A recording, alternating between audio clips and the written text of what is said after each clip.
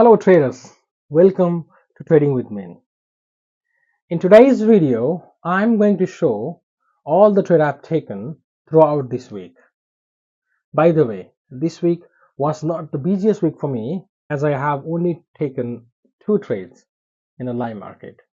One was on the DAX, which ended up at break-even, and another one was on gold, which played out beautifully and gave me a solid return. This week taught me a lots of lessons about emotional discipline, patience, and trusting the process.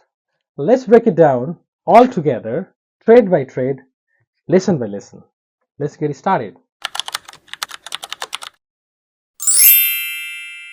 So this is the first trade which I have taken on the DAX, and it was taken on the Wednesday 28th of May. So this is the first trade for the week. So let's do a recap. So now you can see the daily of everything is fully trending to the upside, and you can see once it's the upside, and of course this is in the all-time high, but on the DAX once it's trending, it's keep on trending, and I'm happy to take a long on the every bullish order flow until it shifts bearish. Once it shifts bearish, I'm happy to take for a long, right? So yeah, daily is pretty much simple. On H4 you can see that the price also is fully trending, and then I was like to take the trade to the upside at least to these highs. So what I have done during the previous analysis is like I was waiting for the M15 order flow shift. I will go in a while into the M15 zone, M15 area. But before that, the H4 also pretty much simple. It would be a really high probability best if it pulls back to the demand and push higher. I would be more comfortable to take a long from this area as well.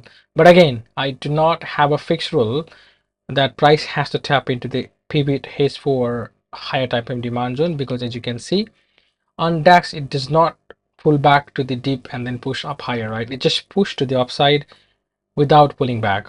So that's why I love the aggressive nature of DAX, and I want to be a little bit more aggressive on the entry model and the trade idea when it comes to the DAX. On H4, let's look at it a little bit. On H4 you can see pretty much that's the clean demand on H1. It's hard to shuttle on H4, but in H1 it's so clean. You can see the demand has formed, lots of PBID has been built, so I was pretty much sure this demand is going to hold and give some at least some reaction at least to the upside, right? So that was the reason I was looking for a long on the DAX on this demand zone. On M15 the same thing, overall is bullish, internal is bullish. Now price is, I was waiting for this price to mitigate this demand and at least show me some sort of bullish reactions or bullish chalk or some order for shift, and I would be willing to take a long on this particular pair. So now you can see this daily has broken the structure of the internal structure, so it means this is the extreme internal low. So price has to hold if this internal wants to remain bullish, right? Pretty much very simple idea, nothing, no if or no but. I was waiting for the Frankfurt open. Once it Frankfurt open, you can see the price has swept the low of that leg inducement, and then waiting for this demand mitigation and give me the bullish chalk, right? So you can see still waiting for that one, demand mitigation, bullish chalk. So what I did is like that was the chalk, by the way, so it's like that. So I placed my order flow OFS entry model here by giving some few extra buffer for the SL. I gave I think around 5 tick buffer, and I targeted 2.5 hour. It was pretty much simple, no if or no but. That was very simple trade idea. When everything is aligned, when higher time frame and all the structure are aligned, then it's the time to be aggressive, right? So pretty much simple. Just got tagged in during the Frankfurt Open at 7 a.m. in the morning. So once price pushed more up higher around like that, and once it broke the high, I just moved my SL to the break even. Now there's a catch, right? What is the catch is like why did I move my stop loss to the break even? Still I do have a clean fresh demand and could push lower and mitigate and push higher, right? But this is something I would do very very rarely to the move to the break even, because first of all, price is an all-time high and price is in a phase A2. It means like phase A2 means like the phase A2 job is like once it mitigates the demand and pushed up higher, its main job is to run the weak high. And technically the price has already run the weak high, which means the price has nothing to do right now, because the price could push more up higher to the moon, or it could smash through and start the new pullback for the swing structure, right? So that was the reason I just wanted to be in the in the right side of the market, and I don't want to lose my capital, right? So that was the reason I just moved to the break even and I laid the price to hit the TP. But what happened next? What happened next? Exactly as I expected, price just moved back in. You can see moving to the break even saved me from the loss. I hope you had some lessons from this trade recap and you already know when to be aggressive, when not to be aggressive, and how to manage the trade depending on the market situation and the areas. So on the psychology reflection on the DAX trade, this one tested me a little. Once I take a trade, it moved to the direction, and inside me I didn't want it to move it to the break even for sake of hitting a trade profit. All right, so I was like trying to debating myself, but again I followed my plan. And I remember one thing: one trade won't make it and one trade won't break it, right? So I followed my plan and I'm so proud of that. So the second trade on the gold, which I have taken on the Thursday on 29th May. So this is the second trade of the week. So as you can see, the overall time frame, the daily is bullish. Of course, the daily internal structure is bearish, followed by the sweep. You can see that price has mitigated to the weekly demand zone. After mitigating the demand zone, the daily has kind of V-shaped reactions over there. So after the V-shaped reaction, the price had created the daily demand zone. So now you can see the price has made a daily demand zone and I can see some sort of reaction over there. So my daily bias was kind of bullish, but I was also fully aware that the price has mitigated the supply zone as well. It was kind of debating supply and demand as a mitigation, but still, as I am a day trader, so at least I can capitalize even the few moves, few reactions from the daily demand zone, which can turn out to be the beautiful trade.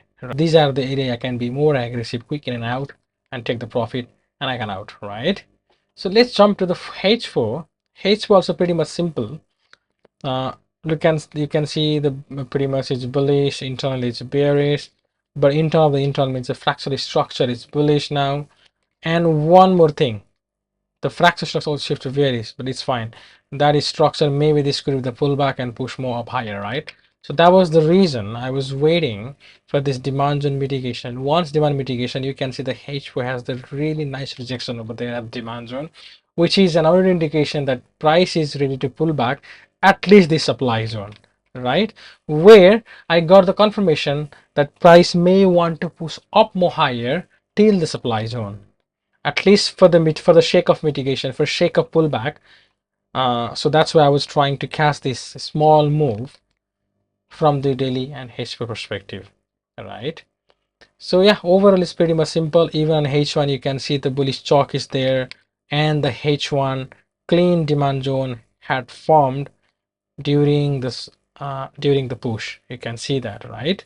Now on M15, coming to the Frankfurt Open, during the session, during the precision analysis, I was pretty much clean that that was the flip area. You can see the flip zone.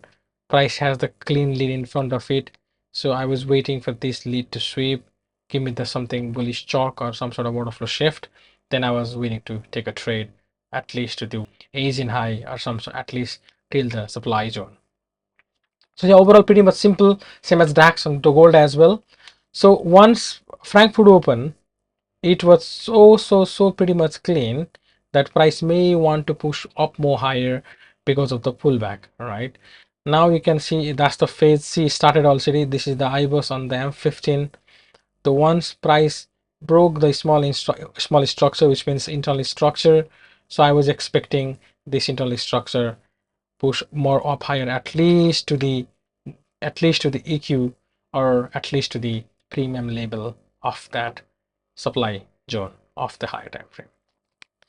Pretty much simple idea. Once I saw the lead sweep and the bullish chalk with the momentum, you can see the with the momentum, so I placed the OFS order exactly here. So this is the first time I have placed the OFS order on gold.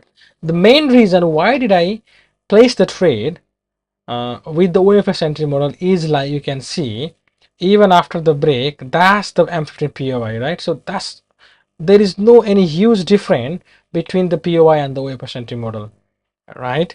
Because the reason for OFS, once it break, maybe sometime it does not pull back and it just keep on moving. If it's like that, so I would be scratching my head and okay, I was waiting. I might be tempted to take one more trade, or maybe I might do some silly mistakes. So that's why I just I didn't find any much difference with the OFS and the risk entry. So I just set the OFS entry for sake of tagging in, at least involved on this bullish override. Pretty much simple idea. I set the order, and then you can see tag me in, and then prices trickle around for a while, and then once it pushed higher, so I was waiting for this demand to mitigate. If because once it pushed higher, demand mitigation, quick tag in, tag on. I wanted to scale up one more entry model, but it didn't tag me in, and then it just missed my trick profit by a few couple of pips. But anyway, it is what it is. I really have to wait and do nothing, because as I have already accepted the risk, and as I've already said, the executed my trade as per the my plan, right? The one thing I was a little bit hesitating here is, like, so now you can see the price has swept the Asian high, and if I was thinking if there is a bearish chalk, then pretty much price will push lower. I was kind of guessing that thing. So once I set my alert here on this particular low, if this break, then I will uh, move my SL to the break even no matter what, right? So moving forward, price did exactly what I was expecting. After it break, I just moved my SL to the break even, and then once it broke, but that was very quick, just swipe bullish chalk. Now it's more confirm me that going to be a run that high. So I was like just waiting. I didn't do nothing. Just keep on moving. Once it moved a little bit more further, so I wanted to squeeze some profit, because so I just wanted to reward myself. So that's why. And it pretty much, after I moved the break even, after I moved my SL to the up higher, it just smashed through, and then it hit my TP, and I banked 2.5R. Yeah, all right. Thanks all. This is it. I hope you guys got some lessons. Pretty much very simple trade idea. No if or no but, no rocket science. It's a pretty much very clean and simple trade idea. Thank you very much. So overall, I ended up this week by 2.6% gain with zero emotional trade, and I sticked with my own trade plan. And honestly, I'm so proud of me being so disciplined than the result. Because guess what? Once you become so disciplined, the result will follow your discipline.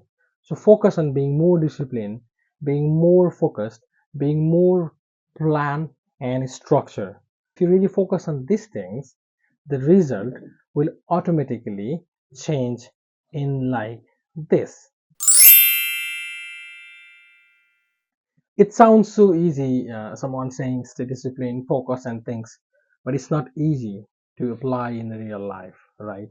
I think you guys have heard like so many people are saying, okay, no, do this, and the result will do, better and things. But it's not easy to become a discipline. So there are a few things I want to share with you, how I was and what I did to become a disciplined trader. Right now, who am I? So yeah, there were moments I used to tempt to take a trade, take entries, especially when I see the trade going without me, giving the clean moves, or if I see someone taking winning trades and I'm not, or when I'm taking a losing trade and I want to take a revenge trade. So these are the moment I myself I've been gone through this kind of emotional things. So how I managed it, and whenever this kind of thing happened, first thing I was doing, no matter what, I used to walk away from the desk. I used to take a break no matter what, whenever I feel like that. And the very, very, very important thing, till now I'm doing it, before you take any trade, ask yourself, is this the trade you're gonna take it? Is this the trade that fits your plan? Or is this the trade you want to take it as forever that fits your plan? If it yes, then hit the trade. And if you have even a doubt, no, this one, nothing is there, no, maybe some, like, even if you have a conflict before you take a trade, then guess what? Do not hit the trade no matter what. You would not care, you would not give a shit what's the outcome. Even this trade hits the 10 hour, you do not give a shit.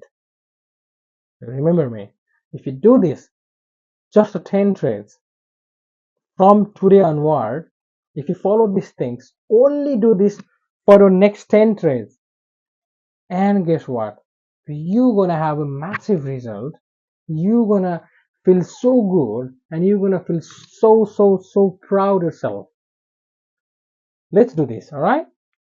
So, yeah, I have learned this in a hard way, and do not give up, guys, even if you are facing the same issues which I had before, all right? And I always remember one thing before I take any trade. Remember, FOMO leads to the emotional trading, and emotional trading leads to the regret. All right. And also, this week reminded me something that trading is not about being so active, it's about being patient. And this week, I've taken only 2 trades, which was enough for me. If this video gave you some insights or some lessons, please do not forget to hit like, subscribe, and the share. All right? And comment below what this week did you teach? And second thing is, did you stay patient or fall in the emotional trap? Comment below. Let's interact, guys. This is Trading with Main, real trades, real journal, real journey. I hope you guys going to have a great weekend and productive weekend ever, right? Let's go together and remember one thing, one trade at a time.